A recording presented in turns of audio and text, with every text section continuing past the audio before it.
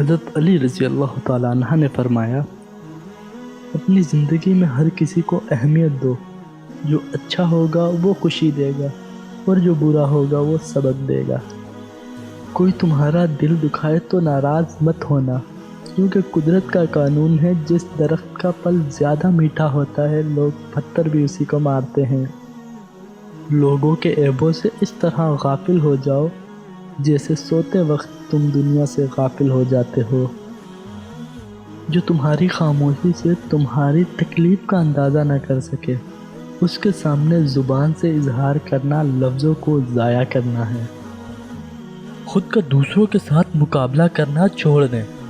سورج ہو یا چاند اپنے اپنے وقت پر چمکتے ہیں۔